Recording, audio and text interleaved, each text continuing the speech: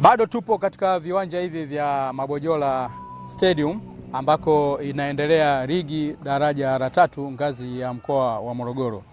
Katika kituo hiki cha Dumila katika siku hizo zilizopita kuna mechi kadhaa ambazo zimeendelea. Lakini hapa ninaye kiongozi ambaye ataenda kujitaja majina na katika mashindano haya yeye ni kama nani. Karibu sana. Asante. Kwa majina ninaitwa Idi Manjawila. Mimi ni msemaji wa chama cha mpira miguu wilaya ya Kilosa kwa maana KDFA. Lakini kwa kuongezea tu, leo ndo mechi kama unavyoona imemalizika hapo, ambapo timu ya Dumila imepata ushindi wa goli 1-0. Na hapa sasa hivi katika kituo hichi cha Dumila ni kwamba timu hiyo ndio inayoongoza katika kundi hili, kituo hichi cha Dumila kwa maana wanakuwa na pointi 9 hapo, ambao watafuatiwa na timu kutoka Berega ambao wao wana pointi 6 na timu nyingine ambao umetoka kufungwa hapa sasa hivi naizungumzia Kilosa United, wao wana pointi 3 na timu ya hapa Rudewa ambayo inaitwa China State wao wana pointi 0. Kwa maana hiyo sasa, kwa baada mechi hii kuisha hapa ni moja kwa moja sasa ambao washindi tumempata Dumila Soka Academy, lakini pia tunao Berega. Hawa sasa ndio baada ya kituo hiki wanaelekea hatua inayofuata. Hatua inayofuata ni ipi? Kama tunavyofahamu, hii ni ligi daraja la 3 ngazi ya mkoa wa Morogoro. Kwa maana hiyo ligi daraja la 3 mkoa wa Morogoro kuna vituo 4. Kuna kituo cha Ifakara, kuna kituo hiki hapa cha Dumila, lakini pia kipo kituo cha Morogoro mjini kwa maana manispaa, lakini pia kipo kituo kingine cha hapa Mvomero.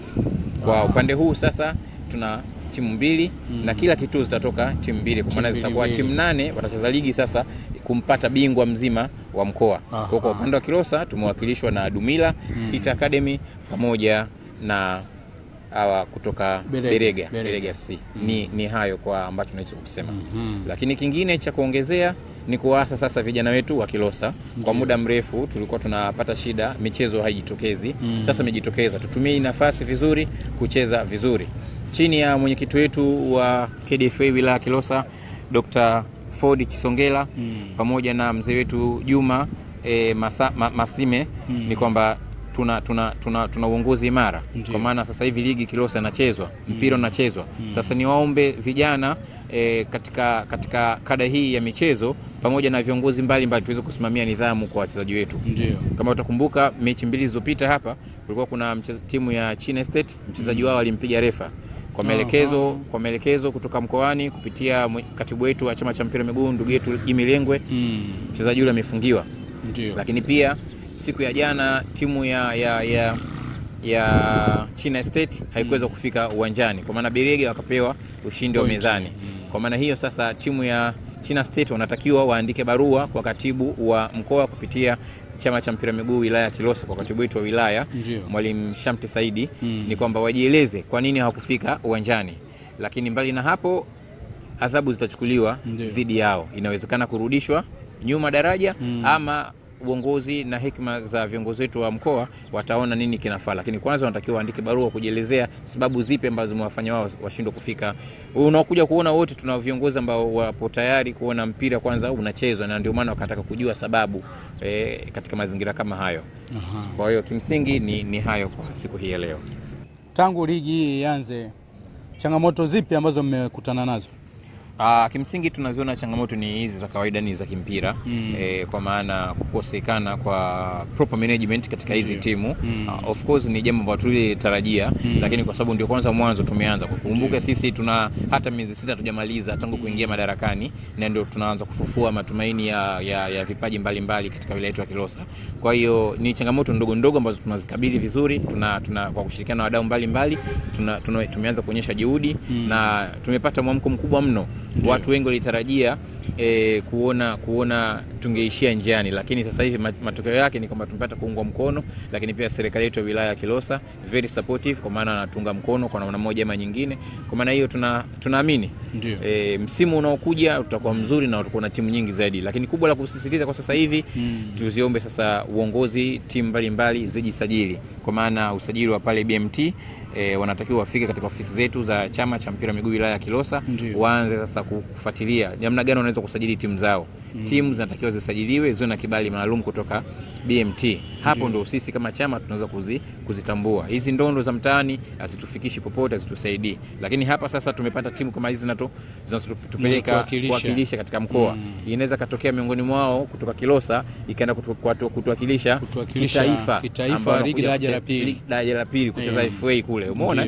Kwa hiyo mimi ni wasi sana viongozi mbalimbali wa vilabu wajitahidi sana kusajili timu zao. Washiriki, nikiwazungumzia wachezaji, wanatambua kwamba wapo katika ushiriki wa ngazi ya ligi daraja la 3 kabisa. Wanatambua na elimu ambayo tumejitahidi sana kufikisha kwa viongozi wa vilabu. Kimsingi tunaenda vizuri mpaka sasa hivi. Nimelizungumzia hilo kutokana na nidhamu, kwa sababu wengine washazoea kucheza kule kwenye ndondo. Anaruka tu ile wanaita miwili. Wanaruka mbili. Kimsingi ni of course tabia za mchezaji mmoja hata katika Super League huwa tunawaona, kwenye ligi kuu huwa tunaona ni nidhamu ya mchezaji mwenyewe. Lakini kama viongozi wa mpira wanajitahidi kwa nafasi zao, lakini na sisi tunakuwa tunaweka sheria zetu za ligi, na ndio maana unaona kuna timu inafungiwa, kuna mchezaji anafungiwa, lakini pia yupo refa pia katika mechi kama mbili aliitwa kuja kuchezesha hakufika uwanjani, naye pia amefungiwa na chama cha mpira wa miguu mkoa wa Morogoro.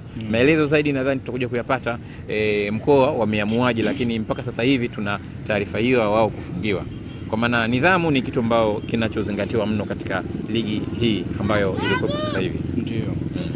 Tukirudi kwa mashabiki ambao mkoa umejaribu kuipa heshima kubwa kata ya Dumila kwamba ikawa ni kituo kimoja hapo ambacho kimeteuliwa kwa ajili ya kuendesha ligi daraja la 3 ngazi ya mkoa. Mashabiki unazungumzieje?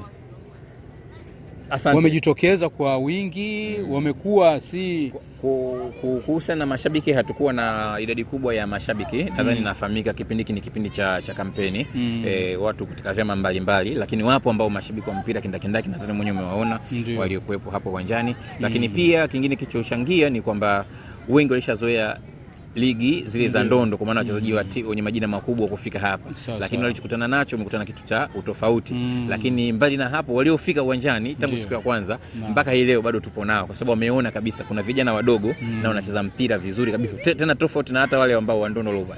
Baada ya muda mfupi utakuja kuniambia katika hichi ninachokuambia, Kilosa tutazalisha vipaji vya aina mbalimbali, na hawa wachezaji ninavyokuambia watapata nafasi nzuri kabisa katika karia yao ya mpira. Na utakuja kuniambia tena kwamba tumefanikiwa katika hii project ya kukuza vipaji na kuanza kuzalisha mastaa wapya kutoka katika wilaya yetu ya Kilosa. Utakuja kuona msimu unaokuja hali itakavyokuwa hapa. Nadhani tumeona madhaifu yalikuwa katika maeneo gani, wapi tukaboreshe, wapi tukaongeze vizuri zaidi. Tuna uongozi imara kabisa chini ya mwenyekiti wetu Dr. Ford Chisongela. Sawa. Asante sana. Tunakushukuru sana kiongozi. Lakini pia ndugu wapendwa watazamaji wetu wa CTV Online, nipo pia na mmoja wa wamiliki wa ile channel kubwa ya Udongo Online TV. Lakini si hilo tu, yupo katika kipindi kile maarufu cha kizungu ngeke kimetutupa mkono, nafikiri kinaitwa Delicious cha Radio Jamii. Delicious Sunday. Asante. Tupo vizuri. Labda litaje mwenyewe. Hilo kidogo mimi linanipiga nini? Delicious Sunday. Delicious Sunday. Nashukuru sana. Asante sana. Yeah.